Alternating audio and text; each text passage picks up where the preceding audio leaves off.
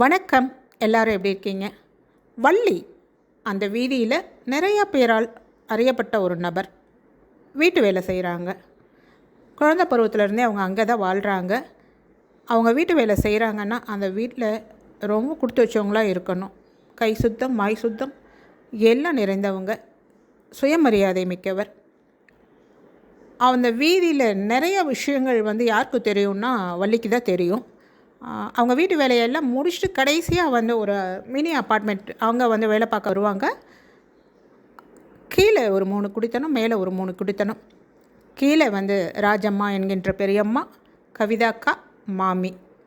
மாடியில் ராணிக்கா, அர்ச்சனாம்மா, மணிமொழி.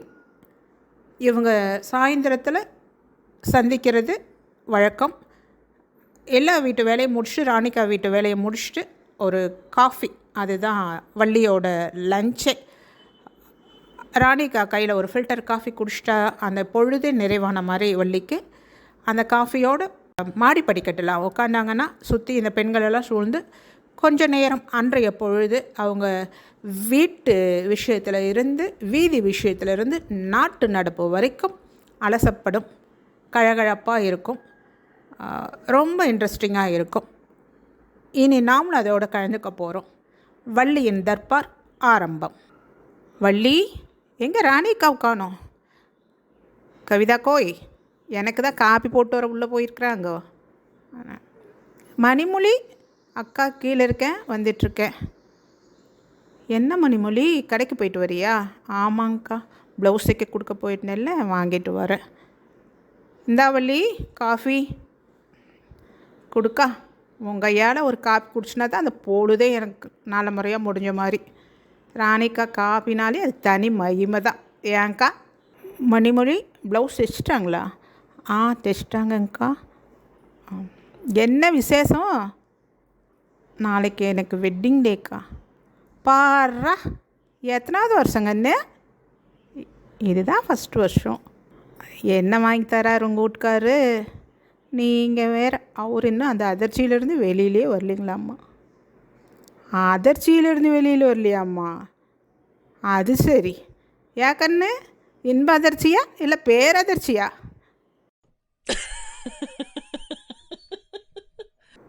ராணிக்கா, கல்யாணம் காட்டி தான் எனக்கு நினப்பு வருது. பருவதக்கா விட்டு பையனுக்கு கல்யாணம் உறுதி ஆயிடுச்சு கோய். அதுக்குள்ளையா? உனக்கு எப்படி தெரியும்? எனக்கு தெரியாமல் என்னக்கா நடக்க போகுது? ஏக்கோய், நான் அந்த அக்கா என்கிட்ட சொல்லல, பையனை பார்த்து நானே தெரிஞ்சுக்கிட்டேன். அக்கா 1.5 இட்லியை ஒரே வாயில் முழுங்குவாங்க. 1 மணி நேரமாக ஒரு இட்லியை நுணுக்கிட்டு உட்காந்துட்ருக்குறேன். அதை பார்க்குறப்ப நான் கண்டுபிடிச்சிட்ட பையனுக்கு கோளாறாகி போச்சு, கல்யாணம் உறுதியாகி போச்சுன்ட்டு. நீ வேணா பாருக்கா, 2 நாளில் பருவதக்கா கல்யாணம் உறுதியாகி போச்சுன்னு சொல்கிறாங்களா இல்லையான்னு பாரு. வள்ளி, ஆனாலும் உனக்கு கொழுப்பு அதிகம்தான்டி. ஏன்டி, அந்த தம்பி சாப்பிட்றத பார்த்துட்டு நீ இப்படி சொல்கிற?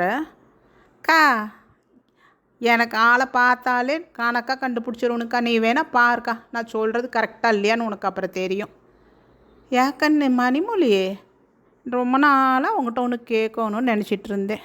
உனக்கு ஆறுகன்னு பேர் வச்சது ஏன் கேட்குறீங்க? எனக்கு தெரியல, அநேகமாக எங்கள் அப்பாவாக இருக்கும்னு நினைக்கிறேன். உனக்கு பேரெல்லாம் பாதி தாங்கன்னு பொருத்தம், பாதி பொருத்தம் இல்லை. எனக்கு புரியலை, நீங்கள் என்ன சொல்கிறீங்க? பிள்ளையனவோ மணியாட்டம் அழகாத்தான் இருக்கிற, ஆனால் மொழியத்தான் காணும். பேசவே மாட்டேங்கிறியே, கேள்வி கேட்டால் மட்டும்தான் மொல்லமாக பதில் சொல்கிற. ஏக்கண்ணு, உங்கள் வீட்டுக்காட்டியாவது பேசுவியா?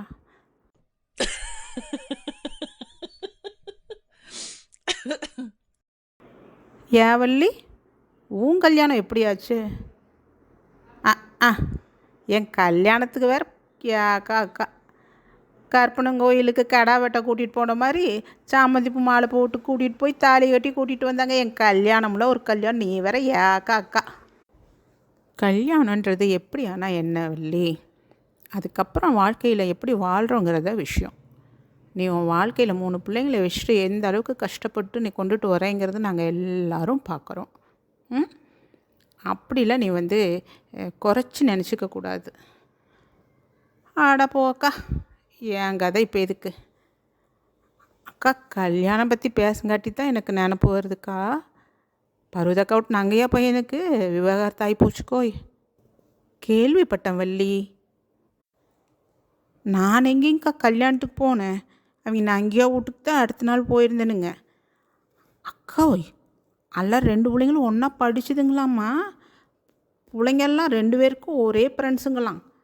இந்த புள்ள திடீர்னு எங்கடி போனான் அவன் அப்படின்னு கேட்டுச்சிங்களா.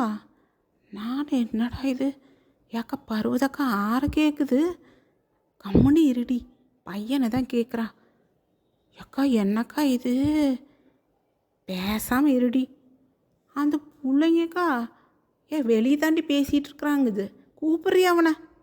ஏக்கா எனக்கு திக்குன்னு ஆகி போச்சக்கா. ஏக்கா என்ன தான் ஒன்று முன்னா படித்தாலும் கல்யாணம் ஆகி போச்சுன்னா ஒரு மரியாதை இல்லைக்கா. 4 சனம் முன்னாடி எப்படி பேசணுன்னு கூடவா தெரியாது. என்னக்கா கலிகாலம்.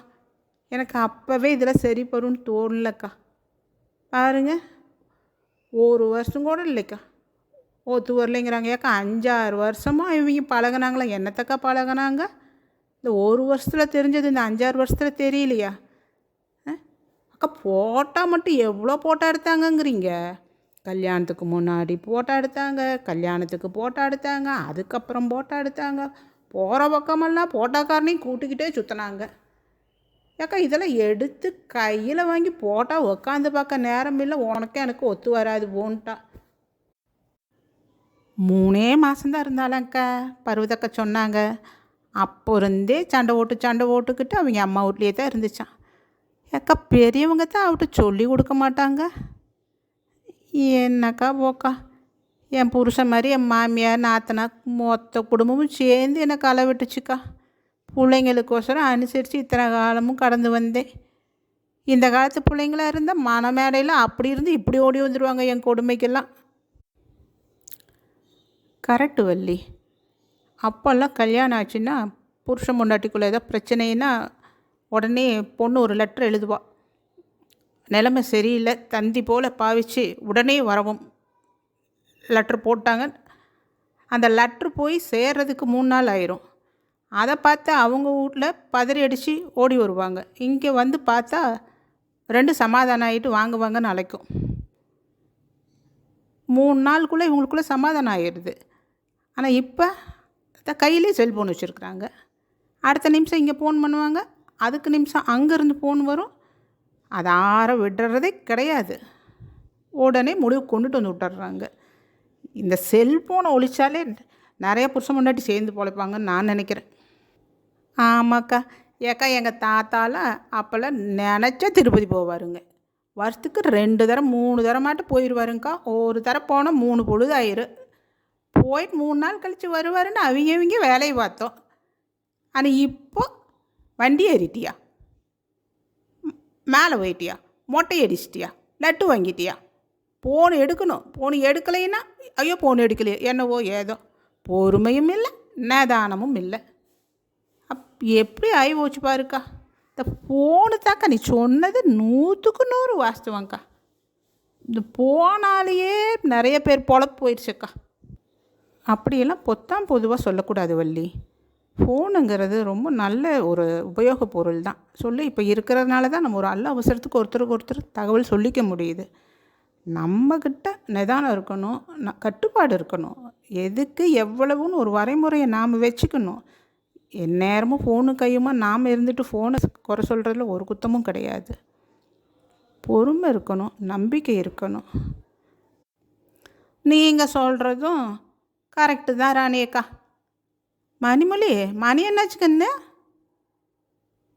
மணி 5 ஆக போகுதுக்கா.